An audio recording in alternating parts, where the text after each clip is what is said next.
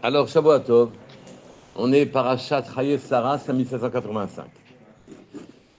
La vérité, dans cette paracha, il y a un épisode particulier.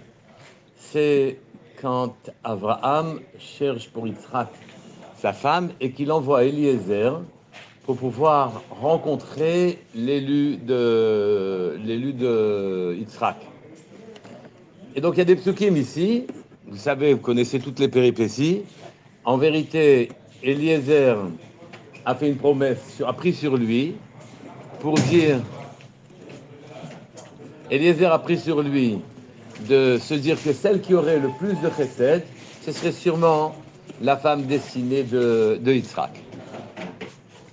Et donc Eliezer rencontre Rivka, il la rencontre, Eliezer va et rencontre Rivka, et elle fait ce qui s'était promis de voir chez la femme de Yitzhak. Elle donne de l'eau au chameau. Je ne sais pas si vous savez ce que ça veut dire donner de l'eau au chameau. Hein. Elle donne de l'eau au chameau, c'est beaucoup d'eau. Hein. Mais après, elle lui donne de l'eau à lui, et lui, il était content. Il a donc trouvé la femme idéale, celle qui sera la femme de Yitzhak.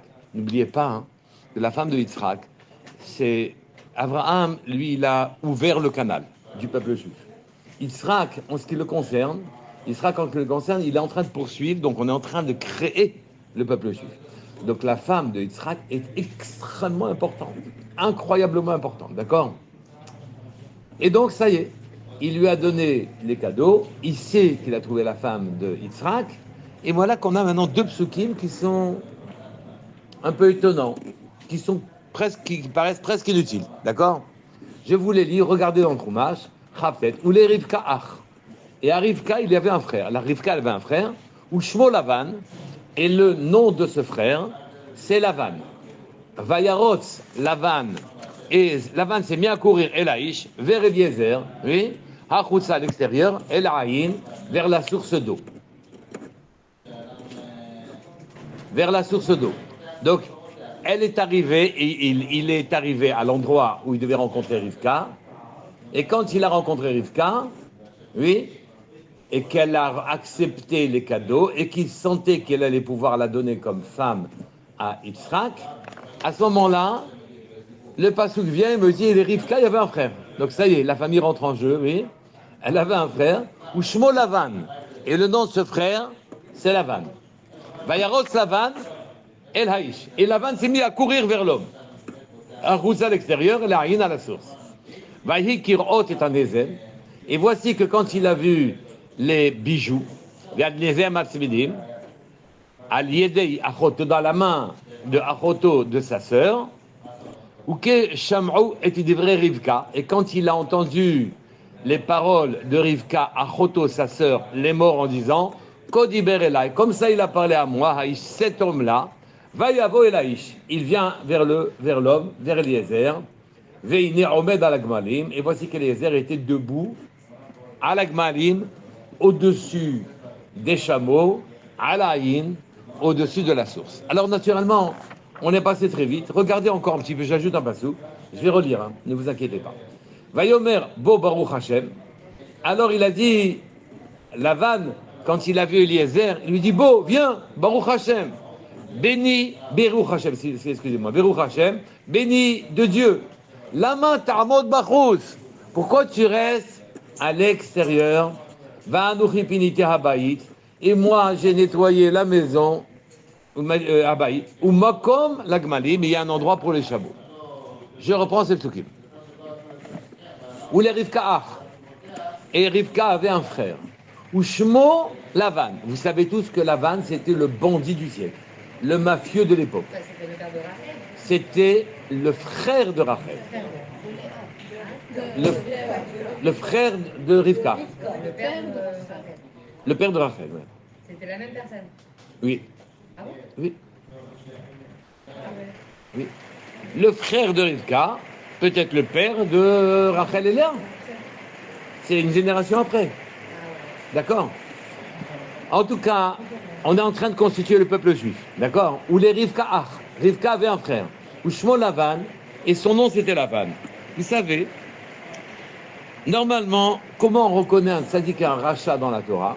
Oui, quand le nom, il est placé avant, quand on dit Ushmo, David, Ushmo, Boaz, Ushmo, et donc, et quel est le nom de cette personne grande comme ça? C'est Boaz, d'accord? Mais pour un rachat, c'est marqué à l'inverse. Voilà, Van Shmo, on aurait dû le marquer. Et le nom de ce rachat, la Van Shmo, ça aurait dû être marqué. Non, il y a un. Hein? Ou Shmo Lavan, il y a marqué. Shmo Lavan compris. Oui, normalement, pour un rachat, on marque Naval Shmo. Et le nom de ce rachat est Naval Shmo, et son nom, vous savez, il a un nom celui-là aussi. Oui, un nom normalement, c'est toute la maout de la personne. C'est toute la personnalité. Les lettres de son nom sont en train de lui donner son énergie personnelle, d'accord? Et donc, chez les tzadikim, on dit, mais c'est quoi son nom à celui-là? Oui, Israël, c'est quoi? Yaakov, c'est quoi son nom? Ça, c'est pour un tzadik, d'accord? Et pour un rachat, on me fait un inverse. Et c'est Naval Shmo. C'est un... D'accord, c'est un Naval. Et pourtant, c'est très étonnant, car nous savons tous que Lavan, c'était un rachat Merusha, le mafieux du siècle, vraiment le voleur, le tordu, le tueur, lui, Avodazara, etc. Vraiment, il aura tapé à une. Hein. Shmo Lavan, et pourtant, il s'est marqué au Shmo Lavan. Voilà. Ouais. On continue de ne pas comprendre, après on explique les attachés. Oui. Hein? Là où Shmo Lavan, ça veut dire que là, c'est un tzaddik. Ah, c'est pas un tzaddik là-bas, c'est un tordu fini. Oui. Ah oui. Et donc il va falloir expliquer. Vayarot, Lavan, et Lavan a couru. Et là, il est à l'extérieur, à la Haïn, vers la source. Donc on voit que Lavan il est immédiatement précipité vers Eliezer qui était venu chercher la femme. D'accord? Vayikirot, et voici que maintenant il voit. Il n'avait pas vu avant. Vayikirot, quand il a vu, et Nezem, Ve'atatzmedim, les bijoux que lui avait remis, Eliezer avait remis à Rivka, à Liéda Achoto, à la main de sa sœur. Et quand il a entendu, il dit, vrai Rivka, Achoto, toutes les paroles de sa sœur, les morts, qui a dit, mais tu sais, Kohamar Elai Haish, voilà ce que m'a dit cet homme-là. Il m'a dit, je suis l'envoyé d'Abraham, donc le Gadolador, l'homme de l'époque, oui. À ce moment-là, c'est marqué Vayavo Elhaïsh. Mais on vient de dire qu'il était déjà venu vers l'homme, vers Eliezer. Dans le passouk d'avant, c'était marqué Vayaros, Lavan Elhaïsh. Il a couru vers l'homme. Oui, donc maintenant, Vayavo Elhaïsh. À quoi ça rime? On a déjà dit qu'il a couru vers l'homme, qui est Eliezer. Maintenant, c'est marqué Vayavo Elhaïsh, il est venu vers l'homme. Oui. Veini Omed ala Gmalim. Voici que l'homme était au-dessus des Gmalim. Hala Aïn. Au-dessus, c'est bizarre. Oui. Il n'est pas au-dessus des chameaux, il n'est pas au-dessus de la source. Il est à côté de la source. Rochev à la Gmalim. Rochev à la Gmalim. Chevauchant les chevaux. Qu'est-ce que ça veut dire Omed à la Gmalim? On ne dit pas il était debout sur le cheval quand quelqu'un chevauche. On dit il chevauche le cheval. D'accord? On ne dit pas il est au-dessus de l'eau. Oui, on dit il est. Sur l'eau. On ne dit pas il est sur l'eau. Au bord de l'eau. On dit il est au bord de l'eau. Ouais. Et voilà que maintenant, il rencontre Eliezer et il lui dit Vayomer, Bo Baruch Hashem, viens, béni de Dieu. Oui, Lama Ta'amod Bachutz. Pourquoi tu restes à l'extérieur? Viens, béni de Dieu. Pourquoi tu restes à l'extérieur? D'abord, ça aurait dû être marqué dans l'autre sens. Pourquoi tu restes à l'extérieur? Viens, béni de Dieu. C'est ça qui aurait dû être marqué. Et donc, toutes ces choses-là, on ne les comprend pas. On ne comprend pas pour quelle raison il est nommé Lavan comme un sadique. On ne comprend pas pour quelle raison il est venu 2 fois devant l'homme. On ne comprend pas pourquoi l'homme qui est Eliezer, il est au-dessus du chapeau, il est au-dessus de la source. On ne comprend pas pour quelle raison il a commencé par dire, mais il a commencé par dire, viens, béni d'Hachem, au lieu de dire, mais sors, oui, lama tamod bachut, pour quelle raison tu restes à l'extérieur? Mais viens donc, rentre dans la maison, ou piniti tabaït, car j'ai nettoyé la maison. Oui. Donc on va expliquer ces psukim, mais ces psukim sont extrêmement riches dans le moussard qu'ils nous donnent. Et c'est une leçon pour nous, pour toute la vie. pour toute la vie. D'ailleurs, la Torah est nitzrit, elle est éternelle. C'est pas un livre historique dans lequel on apprend que Marignane, 1515. Oui, on s'en fout. Les dates, c'est pas ça, nous, notre propos à nous. Notre propos à nous, c'est savoir qu'est-ce que moi, aujourd'hui, j'apprends de ces psukim. J'attends qu'elle finisse la conversation téléphonique. Oui. Ah,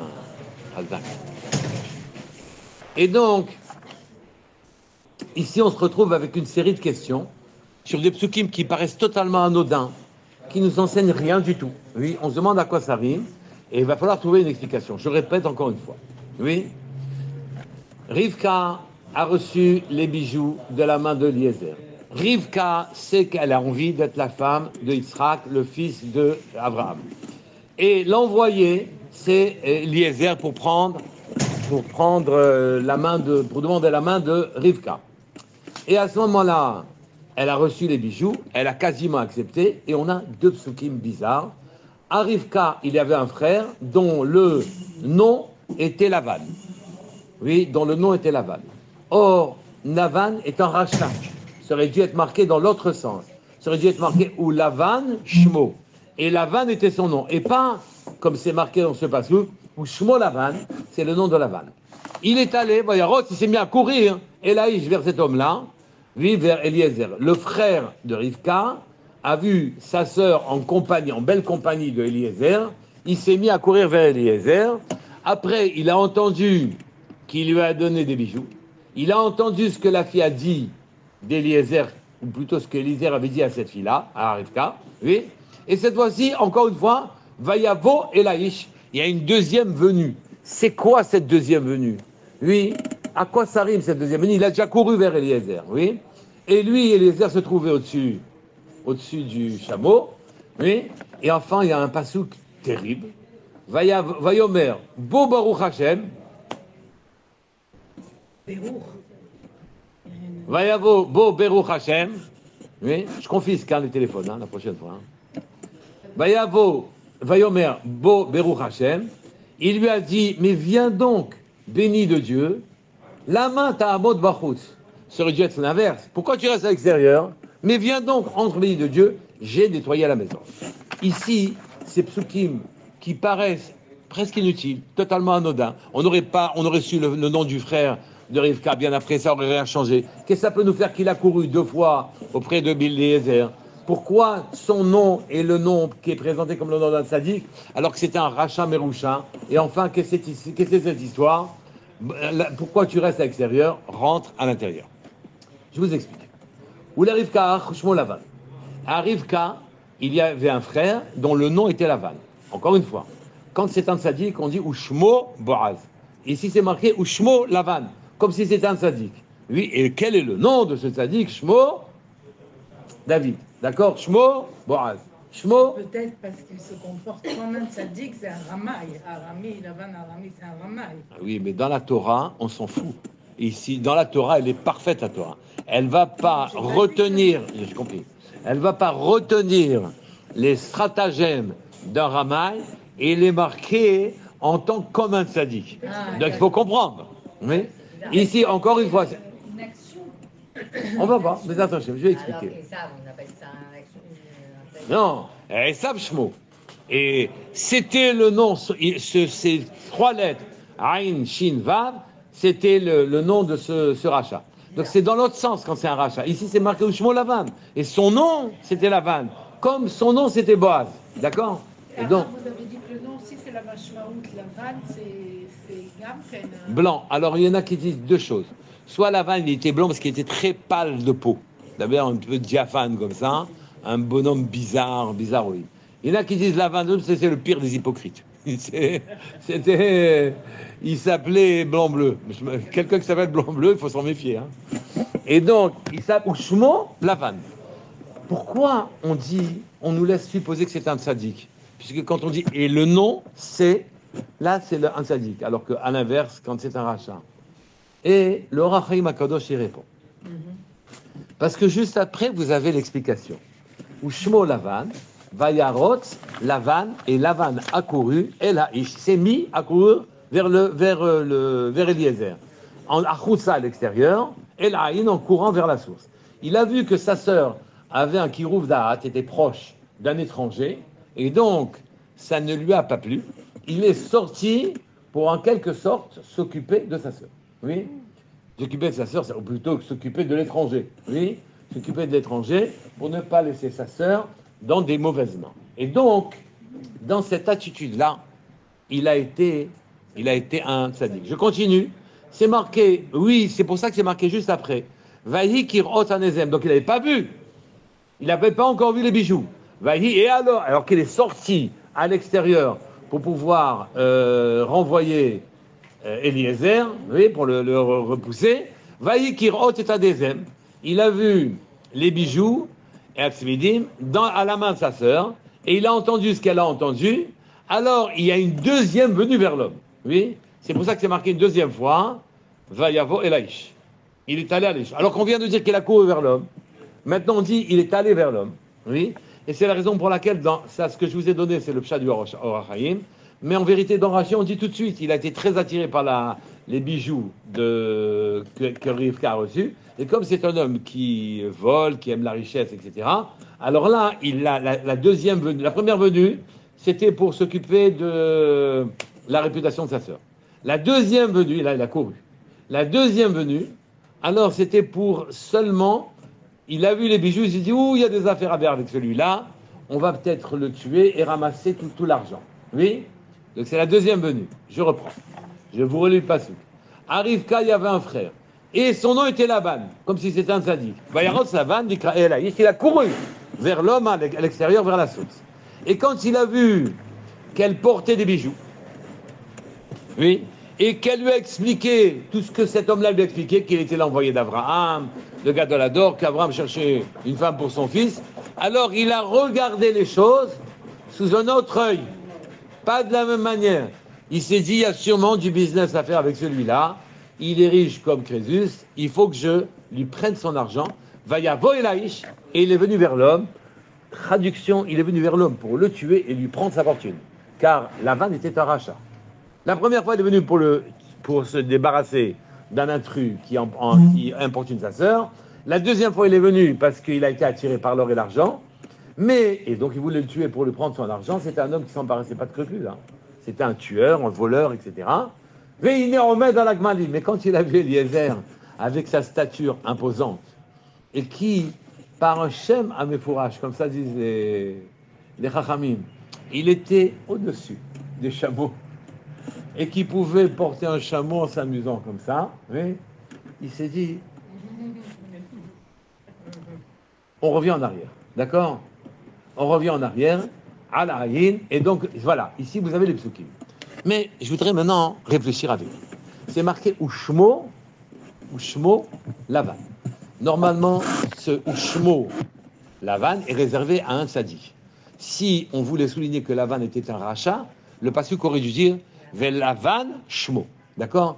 Et voilà comment on le désigne celui-là. Oui? Pas, et quel est le nom de ce tzaddik. D'accord? Et ici, je vois que la Torah, à partir du moment où une personne a fait une bonne action,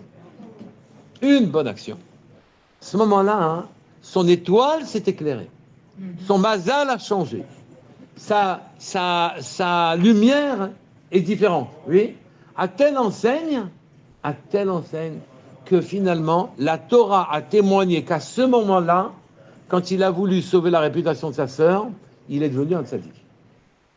C'est le premier moussard. D'ailleurs, il y a un autre endroit dans la Torah, Yéna, oui. où on dit Lavan Shmo. Parce que on va reparler de Lavan dans la Torah. Parce qu'à chaque fois, il y a écrit Shmo Lavan. Mais j'ai plus besoin, une fois que je connais le nom de Lavan, j'ai plus besoin de me dire Shmo. C'est une fois. Oui, mais peut-être qu'un autre endroit, il y aurait écrit Lavan Shmo. Il n'y a pas. Ça aurait fait la différence. Ceci, non, il n'y a pas. Il n'y a pas parce qu'on connaît. Là, on apprend le nom du frère de Rivka. C'est pas la seule fois où on a vu ça. Souvent, on s'est posé la question, pour quelle raison Esav a trompé Yitzhak? C'est pas possible de tromper Yitzhak. D'accord? Ah oui. C'est pas possible de tromper Yitzhak, c'est un élu de Dieu, il a la clairvoyance, il voit tout. Et un pirouche du Or HaChaim expliquait aussi quelque chose de magnifique. Il expliquait qu'en vérité, quand Essa venait devant son père qu'il adorait, alors quand Essa venait devant son père, il faisait une tchouva complète, totale. Il savait ce que son père attendait de lui. Il sentait ce que son père attendait de lui. Oui, il voyait que son père voulait que ce soit un tzaddik. Il devenait un tzaddik dans l'instant. Il avait une puissance sur lui, oui, une maîtrise de lui telle que quand il apparaissait devant Yitzhak, ses péchés fondés, qui étaient graves, ses péchés fondés, oui. Et donc, voilà un autre exemple où la lumière d'une personne s'éclaire à un moment, ou au moment où il... Hein? Il a écrit Ushmoesal ou il a écrit... Là-bas, on avait déjà parlé de lui, donc c'est nous qui traduisons comme ça. On savait déjà que c'est un rachat. Oui. Là, c'est la première fois qu'il apparaît dans le Chumash, Lavan. C'est pas tandis que là-bas, Esav était apparu déjà plusieurs fois dans le Chumash. Il n'y a plus besoin. Il n'y a plus besoin de Ushmo. On dit Lavan, c'est fini. C'est pour ça qu'on parle tant sur le Kiboudorim que ça faisait par rapport à Esav. Et c'est pour ça qu'on souligne le Kiboudorim qu'a fait Esav et qui était quelque chose de bien au-delà de ce qui est naturel. Et donc, il faisait pas de tchouva pour lui, pour servir Hachem. Il faisait du tchouva parce que son père avait besoin d'avoir un tzaddik. Voilà. Et donc, il le faisait pour son père. Il y a eu un troisième exemple comme ça que j'ai entendu une fois. C'est que, je crois que c'était avec le José de Lublin, le voyant de Lublin. Oui. Et là, on est venu le voir en lui disant, il y a un rachat chez les Juifs terrible. Oui. Il nous dénonce, il nous fait perdre notre argent, il envoie des Juifs en prison, il parle avec les goyim et il dénonce tous les détails, tout ce qu'on fait de travers. Oui. Et donc, il demande au José de Lublin de les en débarrasser. Le José de Lublin voit la Neshama en question. Il connaît, à partir du nom, il a vu. Oui, j'ai vu des gens qui voyaient le Neshama à partir tranquillement. Oui, et il a vu, mais il a dit, mais c'est un tzaddik. Comment on pouvait dire une chose pareille de lui? Alors là, ils étaient brisés, car ils savaient que cet homme-là était un dénonciateur, un tordu, un pourri, vraiment quelqu'un qui était infréquentable, qui avait fait beaucoup de mal aux Juifs. Oui, et donc, ils se sont étonnés comment le José de Lublin, il pouvait ne pas voir, comment le José de Lublin pouvait ne pas voir, comment le José de Lublin pouvait ne pas voir que c'était un rachat Merusha. Oui, et donc ils n'ont rien fait. Et ils sont revenus le lendemain revoir le José de Lublin en disant c'est pas possible, il vient encore de dénoncer quelqu'un, il est une source de malheur terrible pour lui. Il demande qui c'est, il lui redonne le nom, il dit oui, c'est un rachat, on va s'en occuper. Quelle est la différence entre les deux? Eh bien, il a fait une mila. Il a fait la mila d'un de ses enfants de sa famille. Et il apparaissait au moment de la mila comme un tzaddik. Pourquoi je vous dis ça? À la limite, qu'un tzaddik, qu'un rachat puisse apparaître comme tzaddik pendant quelques instants, c'est une bonne information. Mais en quoi ça joue pour nous? En quoi ça joue? Oui, oui, bien sûr. En quoi ça joue pour nous? Moi, je trouve que c'est marqué. Hein? C'est marqué, c'est mentionné. La preuve, c'est que vous en parlez, de vous parler de Shmuel. Et c'est ce qui reste, finalement. Non, il faut beaucoup plus que ça. Il faut être ambitieux. Il faut être ambitieux. Pas, ouais, bon, ça va, c'est bien. Oui. C'est bien pour nous de savoir que... Non, c'est pas suffisant. C'est pas suffisant. Et donc, il faut qu'on comprenne quelque chose d'autre.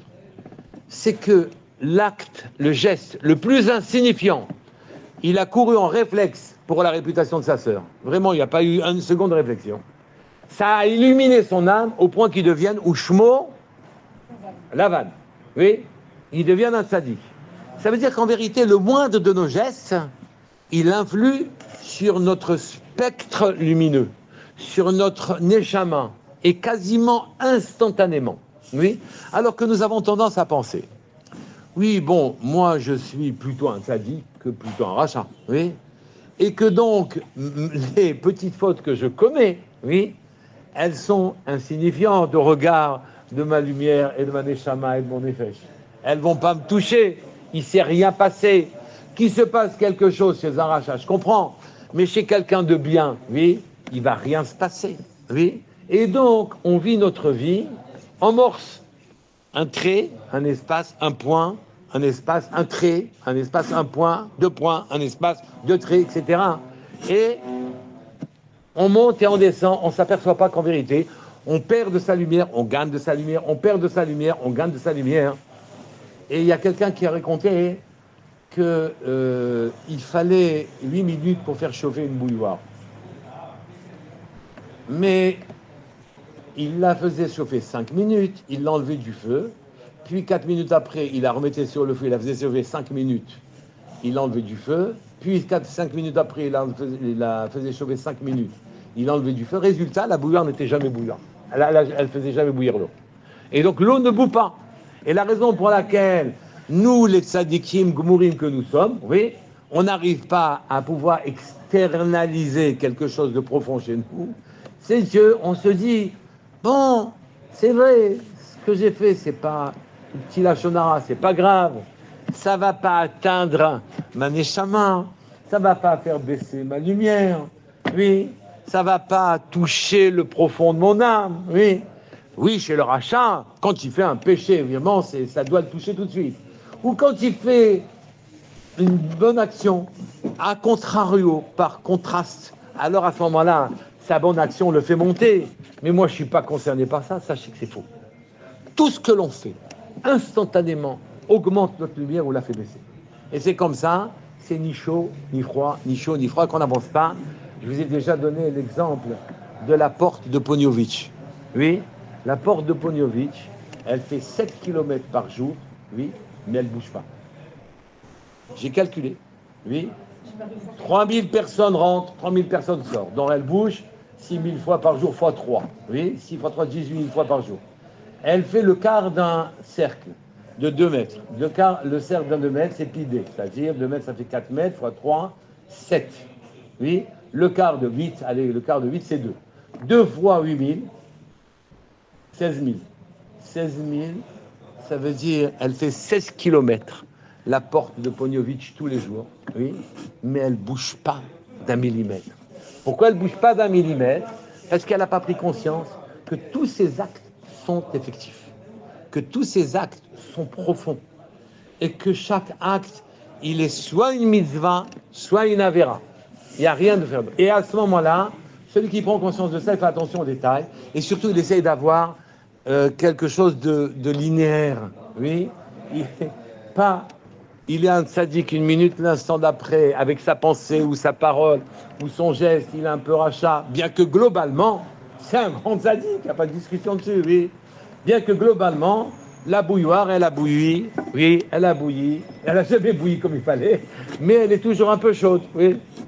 Et donc, c'est une leçon pour nous de savoir que instantanément, un tordu fini comme Aïssa est apparu. La Torah témoigne sur lui que le moment où il a fait une mitzvah, c'était un tzaddik. Et donc c'est important pour nous de savoir. J'ai expliqué pourquoi c'était marqué Ushmo Lavan. Mais maintenant, ce Lavan, je reprends, Lavan, il a couru pour sauver sa sœur, c'est un tzaddik. Il a vu les bijoux, et ça c'est le pshat de Rashi. Il dit, vous savez que Lavan était très attiré par la richesse. Il s'est dit, je vais régler le compte de ce grand riche-là, et je vais lui prendre son argent. Il a vu, il est arrivé, il a vu Eliezer, il a dit, je touche pas. Et donc à ce moment-là, ce qu'il lui a dit, il lui a dit, Vayomer, Bo Beruch Hashem, viens, béni de Dieu, viens.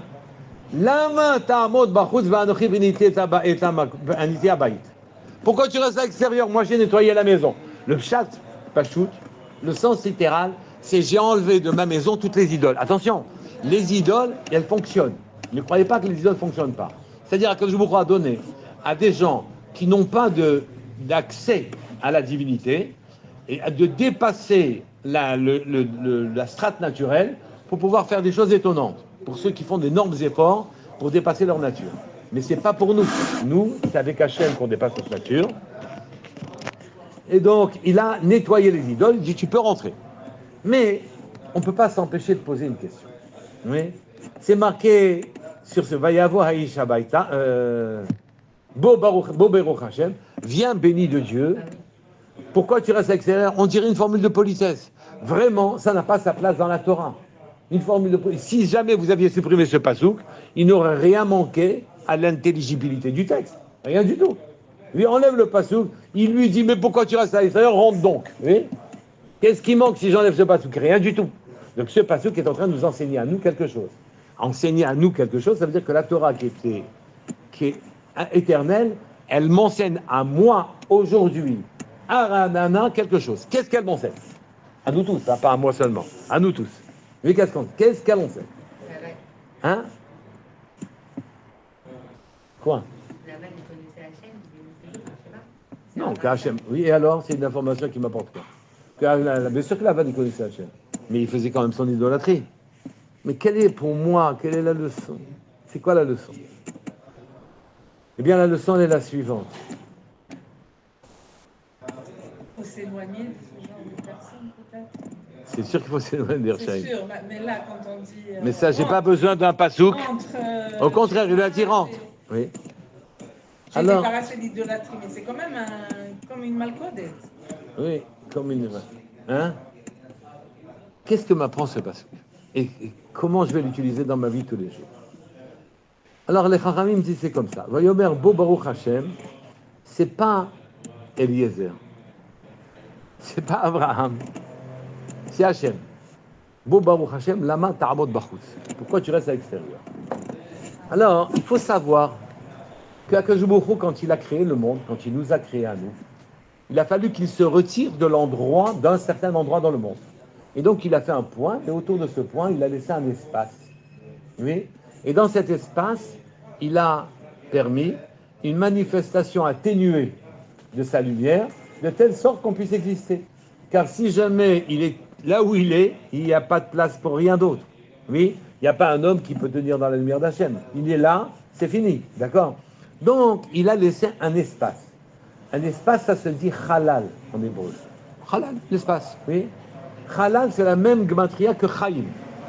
Donc là où il s'est retiré, Hachem, il y a un espace où il y a une possibilité pour l'homme d'exister.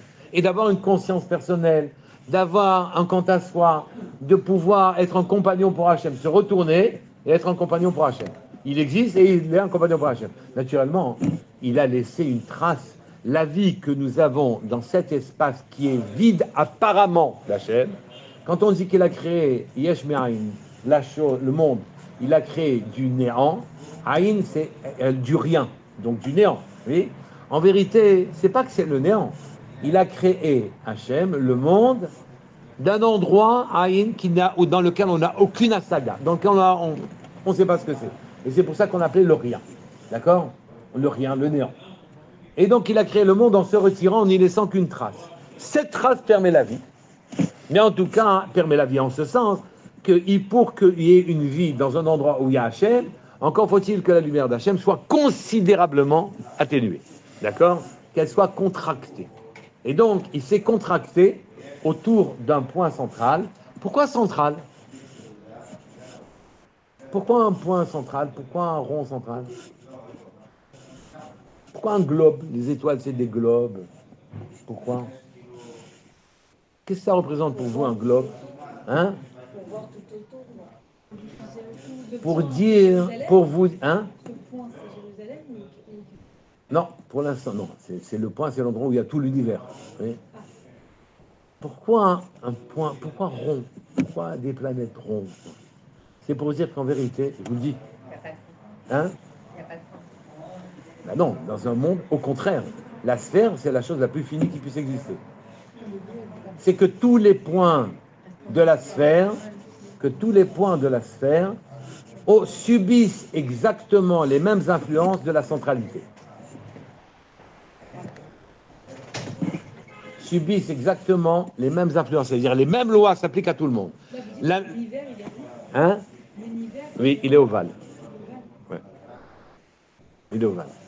Et donc, pour vous dire, donc, tout ce qui est la sphère, c'est l'endroit c'est la figuration que les mêmes lois s'appliquent à tous les points de l'espace en question. Le monde, il est rond. Les planètes sont rondes. Voulant dire, tout le monde a les mêmes lois. Puisque sur la superficie de la sphère, elles sont toutes à équidistance du point central. Donc le point central qui offre sa centralité, c'est lui le centre du monde, lui, il offre à tout le monde les mêmes lois. Mais le monde, il est fini. C'est bien rond, il n'est pas infini. Donc la leçon, si vous aviez par exemple un cube, il n'a pas les mêmes lois aux arêtes, il n'a pas les mêmes lois à ses arêtes, à ses coins, les mêmes lois que sur les surfaces planes, d'accord? Et donc c'est pour ça que tout est rond, pour nous dire tout l'univers subit les mêmes lois. Vous avez des lois naturelles qui s'appliquent partout, d'accord? Les mêmes. Et même les lois psychologiques, c'est les mêmes, d'accord? Tout est la même chose. Maintenant, Akadosh Baruch Hu donc s'est retiré de ce monde-là, de manière à laisser de la place à l'humain. L'humain est venu dans ce monde-là en profitant de la trace divine. Akadosh Baruch Hu a laissé une vitalité limitée et nous profitons de cette vitalité pour nous aussi être vivants. Mais être vivants sans qu'on soit noyé dans une lumière, la lumière d'Hachem, et qu'on n'existe pas. Donc Akadosh Baruch Hu s'est retiré d'un espace. Encore une fois, Halal, espace, c'est la même gematria que Chaim. Chaim ou Halal, espace ou vie, c'est la même chose. Sans l'espace, il n'y a pas la vie. Sans la vie, il n'y a pas l'espace. Il n'y a pas besoin d'espace. Lamed, 60. Le chet du départ, 8, 68. Chaim, oui. Yud, Yud, Mem, 60. Et le chet du départ, ça fait 68. D'accord? Et donc, maintenant, je comprends. Piniti Taba, je vais y arriver. Donc ici, il lui a dit la main ta'amod barchutz. On dit à Kadosh Baruch Hu, mais je t'en prie, ne reste pas à l'extérieur. Rentre qu'on te perçoive davantage. C'est très désagréable de te savoir à l'extérieur. Rentre, oui.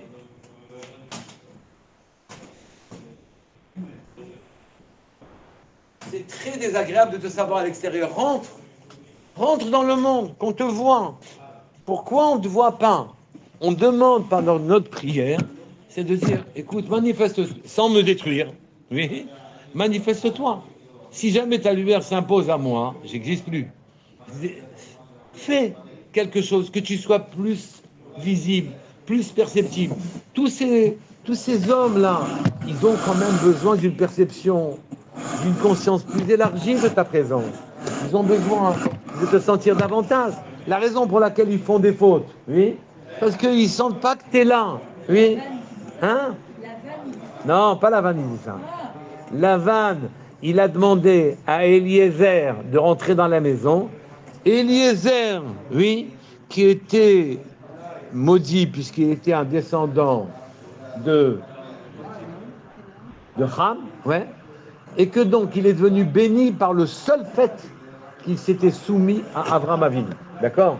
Et donc cet homme-là, qui est un monument de Gdusha, il lui dit rentre dans la maison. Concomitamment, en même temps, le mouvement aurait été de faire rentrer Hachem dans notre monde. Oui, faire rentrer Eliezer dans la maison de Séréchaïm, c'est faire rentrer Hachem dans ce monde de rachat. Et on demande ça. On demande, manifeste-toi davantage. C'est pas possible qu'on en reste. C'est pas possible qu'on en reste là. Oui, on a l'impression qu'on peut faire ce qu'on veut et que les Réchaïm dominent et dirigent le monde. Et les tordus, ce sont eux qui ont le pouvoir. Viens, manifeste, montre ta présence de manière à ce que ça nous soit plus facile à nous de respecter ta parole, de respecter tes mitzvot. Oui, et maintenant vous voyez que ce mouvement de la vanne qui demande à un sadique d'une immense dimension. Eliezer était le représentant d'Abraham Avinu qui a créé le monde en quelque sorte. Le monde a été créé pour Abraham Avinu. C'est marqué Behi Baram. Behi Baram qui veut dire que le monde a été créé, c'est les lettres Be'avraham. Oui, par Abraham, Abraham justifie la création du monde.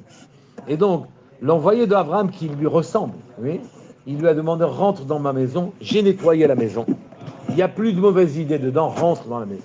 En vérité, c'est un mouvement que nous, on doit comprendre. On doit demander à Kadosh Baruch Hu une manifestation plus importante. On ne peut pas rester avec cette manifestation mince, mièvre, fade. On veut une manifestation plus grande. Et Kadosh Baruch Hu vous l'offre. Celui qui demande une manifestation plus grande, en général, il l'a. Il ne l'a pas forcément, c'est pas brutalement, comme chez Abraham Avinu, on dit que l'arbre lui servait de test. Il mettait sous l'arbre les gens qu'il recevait, il savait que c'était des idolâtres ou si c'était des sadikim. L'arbre leur offrait l'ombre que s'ils étaient sadiques ou bien non. Oui. C'est pour ça qu'il a demandé aux malachim qui sont arrivés maintenant dans cette paracha, il a demandé aux malachim qui arrivaient, Ish'anu tachat, mettez-vous sous l'arbre. Qu'est-ce que j'ai besoin de cette information? Mettez-vous sous l'arbre. À quoi ça me sert? Mettez-vous sur un banc. Mettez-vous à côté de la banque, mettez-vous à l'ombre. Oui? Non, sous l'arbre. C'est l'arbre qui me permet que l'arbre, je déplace ma conscience. Et quand je déplace ma conscience, je sens si vous êtes un sadique, vous êtes un rachat. Oui? Mettez-vous sous l'arbre. Donc ici, on demande à Kadosh Baruch Hu rentre dans notre monde. Rentre davantage dans le monde. C'est la vanne qui demande. Donc il est conscient qu'il est idolâtre et qu'il y a Kadosh Baruch Hu et que Eliezer c'est le Eved d'Abraham. Il est conscient qu'Eliezer c'est le Eved d'Abraham et que donc la Gdusha d'Eliezer ne l'a pas gêné. Lavan a demandé à un Kadosh comme Eliezer de rentrer dans une maison pourrie comme la sienne en disant j'ai nettoyé la maison. Oui. Et donc si Lavan demande ça, nous on peut demander à Kadosh Baruch Hu, écoute, c'est vrai que j'ai mon confort, hein. Attention, j'ai mon argent, j'ai mon compte en banque, j'ai mon cabot, j'ai mon intelligence, j'ai ma réputation, j'ai mon know-how, j'ai tout ce qu'il faut, vraiment, ça va, tout va bien. Lui, on ne demande pas à Hachem de se manifester, parce que s'il va manifester, il va déranger mon bel ordonnancement, hein. Tout ça, on veut bien dire qu'on va demander à Hachem, mais demander pour de vrai qu'Hachem il vienne déranger mon confort personnel, le demander et l'attendre, c'est deux choses différentes. C'est deux choses différentes. Lavan n'a pas hésité à faire rentrer, un kadosh comme Eliezer dans sa maison. Nous n'avons pas à hésiter, et donc ça vient déranger son ordonnancement. Il a été obligé de nettoyer toute la maison. Ça me rappelle une histoire d'une personne que j'ai connue, une Russe qui s'était convertie et qui s'est mariée avec un tzaddik, vraiment, et qui un tzaddik, c'est un sofer. Un sofer. Le tzaddik, c'est un sofer. Et quand je vous dis ça, je l'ai encore devant la tête. Elle me répondait que la sorcellerie en Russie est très présente. Et que donc, était présente. Et donc, une des amies de sa mère est rentrée dans sa maison. Et lui a dit, mais qu'est-ce qui se passe dans ta maison? Tout est tordu. Il dit, quoi, tout est tordu? Mais rien, tout va bien, j'ai nettoyé. Mais tu vois pas qu'on t'a pourri ta maison? On t'a abîmé ta maison? Non, je vois pas. Il dit, ta belle-mère n'est pas venue il n'y a pas longtemps. Elle répond oui. Ben, elle dit, sache qu'elle t'a mis énormément de choses tordues qui te pompent ton énergie. Oui? Qui te vide de ta vitalité. Et moi, je vais nettoyer la maison. Hein?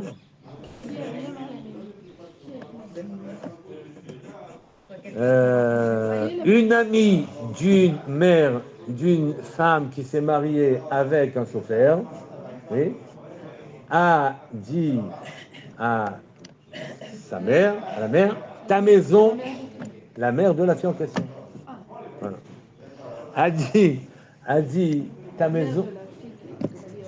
Donc elle était pas la mère de la fille. Bien sûr, c'était là-bas. Elle lui a dit, je vais te nettoyer la maison. La non-juive. Ouais. 2 non-juifs, 3 non-juifs. C'est des forces qui peuvent être, c'est pas que sur les juifs. Ouais. La sorcellerie, c'est ça. Je vous ai déjà dit.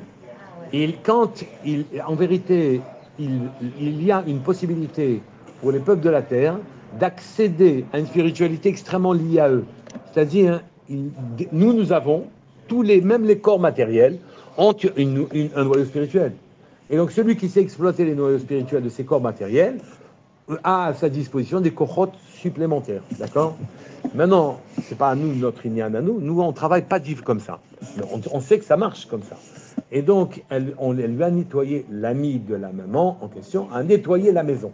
Elle lui a nettoyé, il dit, ouais, ça y est, ta maison est propre. Donc ici, quand vous voyez dans le pasuk ici, et j'ai nettoyé la maison, ça veut dire qu'en vérité, la maison de Lavan était très encombrée d'Avodazara. Et donc, Eliezer était venu considérablement contrarier son confort à Lavan, mais Lavan a dit non, bon, Baruch Hashem, rentre, béni de Dieu, et viens dans cette maison, j'ai nettoyé la maison. Punité tabaï.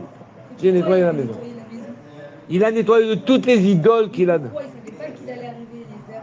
Non, il lui dit rentre, je viens de nettoyer la maison. Ah, tu peux rentrer. Ça y est, vous n'oubliez pas qu'il est venu 2 fois vers lui. La première fois, il a couru, la deuxième fois, il est venu vers l'homme. D'accord? Et donc, il a nettoyé la maison. La maison est nettoyée. Oui, et il y a de quoi manger pour les chameaux aussi. Donc, tiens, je donne à manger pour ta neshama à toi, et même tes chameaux, et même ta matérialité, je vais la nourrir. Donc, vous voyez ici qu'Eliezer, Lavan, ce passouk-là en tout cas, nous donne l'obligation de demander à Hachem de venir désordonnancer notre confort, par sa présence, oui, et qu'on préfère qu'il vienne nous surprendre, oui, et ne pas nous laisser dans notre ordonnancement, oui, mais qu'il vienne surtout, oui, et c'est ça ce passouk, beau, Baruch Hashem, et viens donc, béni de Dieu, Dieu béni si vous préférez, Baruch Hashem, d'accord? Dieu béni, viens donc, oui, parce que ne reste la main Ta'abod Bachut. Pourquoi tu restes en dehors de cette ligne de l'univers? Oui, pourquoi tu restes en dehors de la ligne de l'univers? C'est vrai qu'on a besoin que ce ne soit pas une lumière éclatante qui vienne éclairer notre univers. Mais un peu plus de lumière nous ferait beaucoup de bien. Et donc, c'est le commandement et c'est l'enseignement de ce passouk-là dans la Torah. Et comme c'est dans cette semaine, il ne faut rien laisser passer. Maintenant, je vais ajouter un dernier point. Vous savez qu'Akadosh Baruch Hu, quand il a créé ce monde, pour le rencontrer, c'est pas facile. Pas facile d'abord parce que nous-mêmes, on n'a pas trop envie de se remettre en cause nos modes de vie, oui, mais c'est pas facile pour autre chose. C'est qu'Akadosh Baruch Hu, il avait une bida particulière quand il a créé ce monde. Il s'en est retiré. Il s'est retiré du monde. Donc ce monde, la présence divine, Akadosh Baruch Hu a créé le monde en s'en retirant, oui, et que donc ce monde est marqué par la qualité de l'atzniut, la qualité de l'humilité. Hachem a été humble, et c'est comme ça que le monde a été créé. Et quand Hachem se manifeste son humilité et que le monde a été créé grâce à l'humilité d'Hachem, je ne pourrai rencontrer Hachem qu'en ayant une extrême humilité. Voilà, avez-vous des questions? Oui, j'ai l'impression que